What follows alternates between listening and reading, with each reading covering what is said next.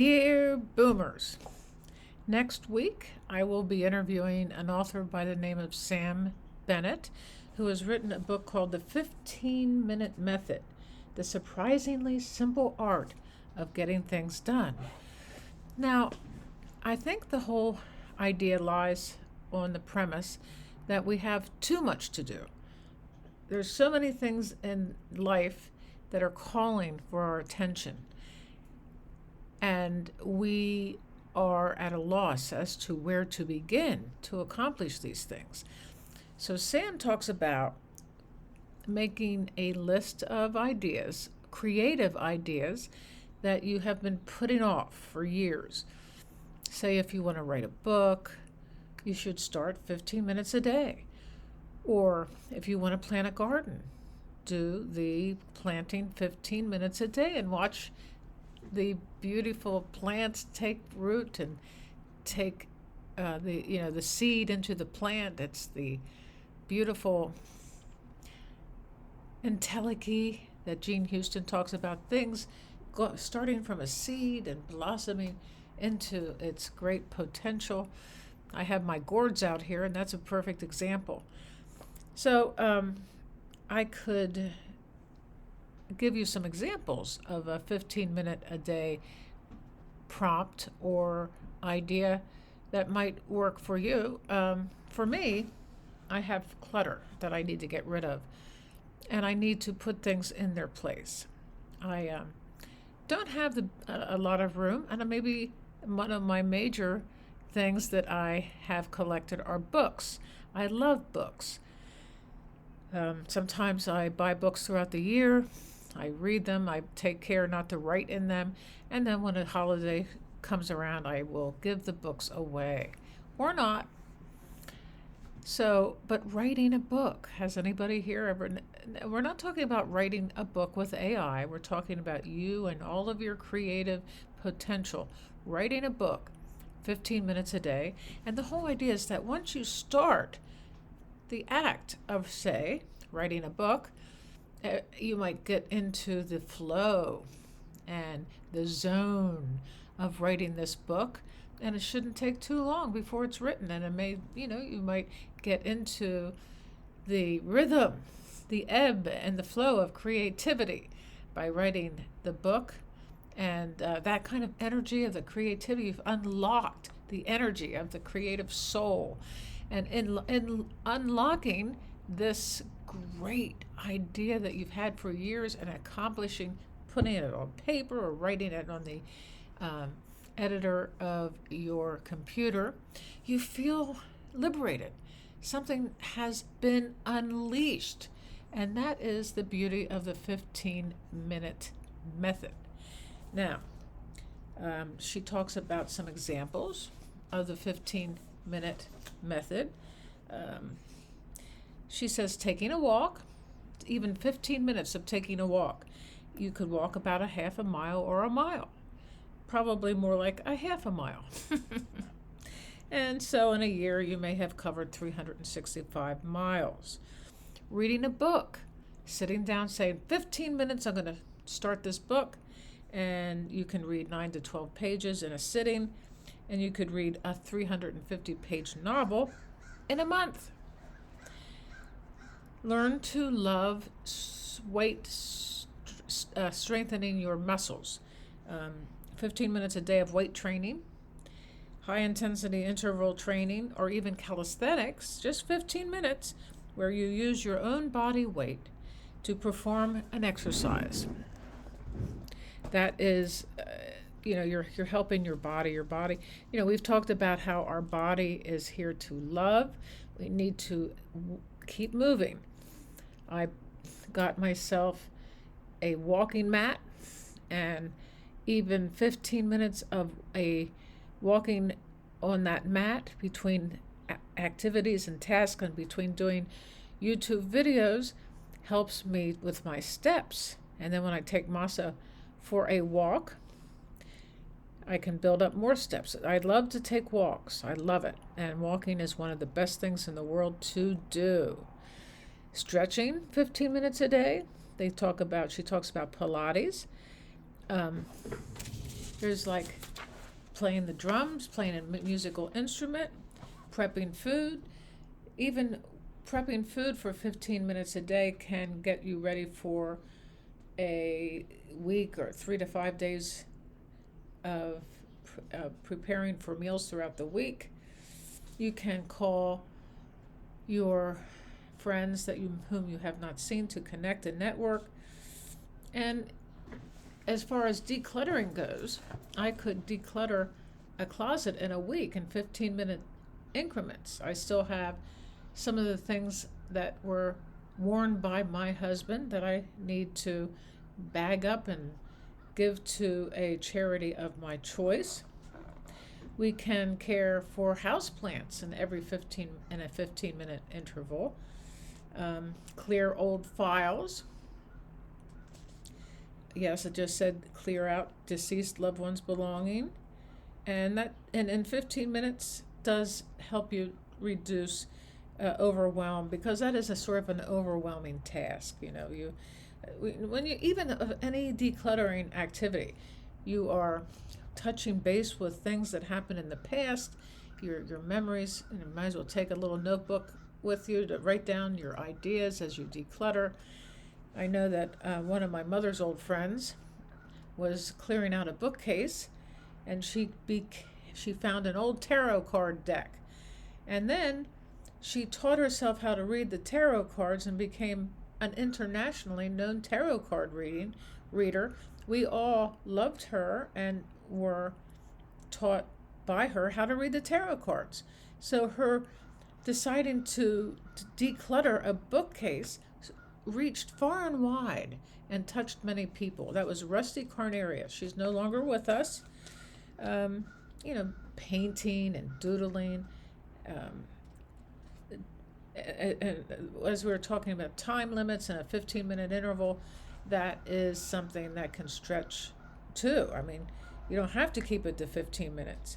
You can pick up needlework. I know that when we were working at the hospital, nurses just love to do needlework. They love to crochet. They love to knit.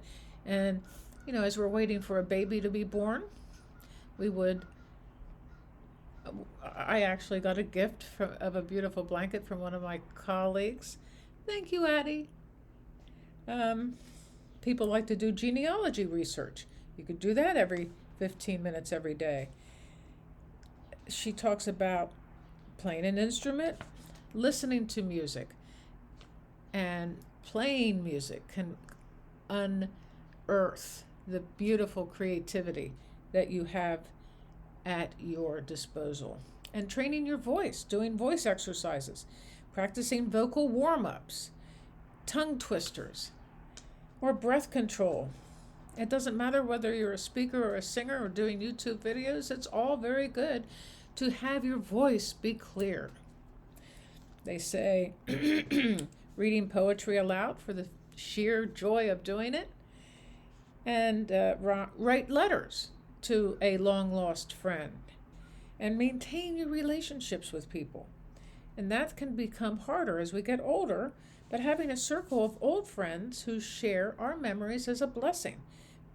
Beyond 15 minutes, that's for sure. It's good to check in with young people, with older people. Yesterday was a great example of this. I went to visit my husband's sister who had a stroke. So, as you all know by now, I've been a nurse for 40 years. So I began to piece together what I thought happened to her. It seems like she had a stroke during the night, and when she woke up, she could not speak.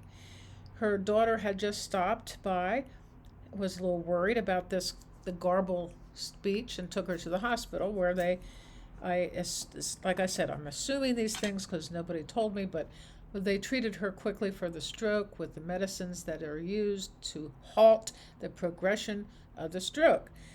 So, as I was sitting with her, she was having problems putting her thoughts together.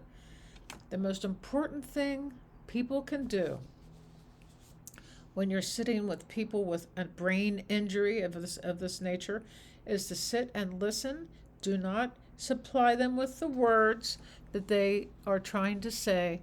and have a conversation, a normal conversation with them, and allow the memories to flow. I have a lot of history with this wonderful person, and we were starting to talk about my husband, whom she loves very much, and she was able to explain to me how worried she was when she saw my husband Tommaso a few weeks before his death, and she didn't think he had the strength. And she was able to say this stuff. Maybe it was because it was a past memory, but she was having problems putting things together. So then the eye doctor comes by, and he wanted to do an eye exam. Thankfully, the results of that exam showed that she had not lost any vision, so she could begin to drive when she was a little bit better. She has no muscle weakness on either side of her body, and I asked her to squeeze my hand, and I thought I was going to fall to the floor. She's so freakishly strong. So my point here is, I read the book called by Jill Bolte.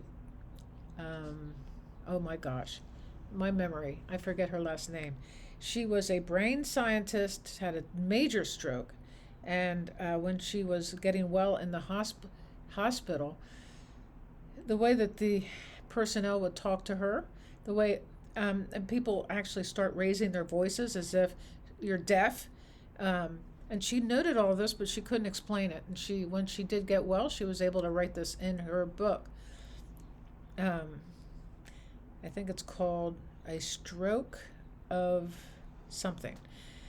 Anyway, I'm so sorry. I don't remember the title of the book, but I remember the story, and I thought about it yesterday with my sister-in-law, because I could tell that when the eye doctor started to do his exam, he was a little impatient, and she was a little like getting pissed, but she knew that it was probably not in her best interest to show her anger, and I think that's a sign that she's getting better. So I think what her and my advice is for people to sit with her and have a normal conversation. Just let her try to put into words what it is that wants to say, what she wants to say. Let her try and say it without pushing forward. And in these situations, you have to slow down yourself to allow that person to express themselves. So that was something I learned about. My sister-in-law loves animals, and I took Maso along to meet her, but because of the eye exam, which took, oh my God, a long time, we really could not take the dog into the eye exam. She loves Maso, though. Maso has met her before, and we spent a lot of time with Maso and Vicky. I think I spent the night or two with her a while ago, not too long ago. And she loves animals, and Maso is a very great healer. He welcomed everybody as they came into the place, and it was fun for him. And take care of your dogs, take care of your cats, enjoy grooming them, enjoy their company. Their company is just absolutely wonderful, but do that more than 15 minutes a day, that's for sure. She talks about self-massage. Massage your head. Massage your head. And there's nothing wrong with putting on a little makeup. That can be a real artistic thing to do. Foot massage. You can do your own foot massages. You can dance, 15-minute increments, and you can prepare for whatever it is that's coming up. Make sure that you think of ways to prepare that will help you in the end to get things done quicker. She says spend an extra 15 minutes a day on your appearance, and that would be something we could do. And so here are I love this, how to say no without self-punishment. Now, people want us to do things. The Jill Bolte book is called A Stroke of Insight. The Stroke of Insight. It's very, very intense book. I'm sure you might have actually read it. So when we say no, We have to say no because by saying yes to everything that people want us to do, we really start feeling overwhelmed. Having a full-time job and trying to get things done around the house is very overwhelming. So you can just say, no, thank you, or thanks for thinking of me. I'm going to need to get back to you on that. Or, oh, that's a little bit out of my sphere of influence at the moment. Thanks for thinking of me. Well, I'm not really able to make time for that right now. Or, I can't give time or energy to that right now, or attention, and I don't want to let you down. That's not possible for me right now, but please ask me again next time. Don't forget me, but ask me again next time. Or you could say, that's just not going to work for me. I'm sorry. Or, I love your enthusiasm, but I don't share it. Oh, I thought that sounds a little rough. But I don't think I'm the right person for this. That would be good. I don't think I'm the right person for this, but thanks for thinking of me. That is so interesting, but it's just not for me. Or you could say, no, no, no, that sounds terrible. And remember when you asked me to be honest with you? Yes, okay, I'm just not interested. So, you can keep, it's very important to say no. And it's also good to say yes. I know my one interviewee last week, Matt Dix, says he was saying yes to everything. But that's him, and I don't think I can or want to say yes to everything.